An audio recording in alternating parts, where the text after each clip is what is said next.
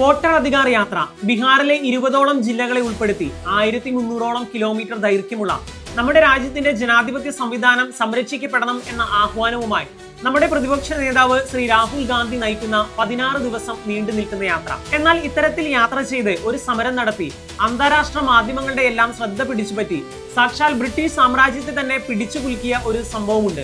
1930 March 12-ന് വെറും 78 പേരുമായി സബർമതി ആശ്രമത്തിൽ നിന്നും ഗുജറാത്തിലെ ദണ്ഡിയിലേക്ക് ഗാന്ധിജി നടത്തിയ യാത്രയുമായി ബന്ധപ്പെട്ട് ഗാന്ധിജി ഉൾപ്പെടെ 60,000-ഓളം പേരെയാണ് ബ്രിട്ടീഷ് പോലീസിന് അറസ്റ്റ് ചെയ്യേണ്ടി വന്നത്. ഉപ്പിന് പോലും നികുതി ഏർപ്പെടുത്തിയ സാമ്രാജ്യത്വ ഫാസിസ്റ്റ് ശക്തികൾക്കെതിരെ നടന്ന ഈ സമരത്തിന്റെ അലയൊലികൾ ലോകമെമ്പാടും നിലനിന്നത് ഒരു കൊല്ലത്തോളമാണ്. പിന്നീട് 1931-ൽ നടന്ന രണ്ടാം വട്ടമേശ സമ്മേളനത്തോടനുബന്ധിച്ചുള്ള ചർച്ചകൾക്കും ഗാന്ധിജിയുടെ മോചനത്തിനും ഒടുവിലാണ് ഇത് അവസാനിക്കുന്നത്.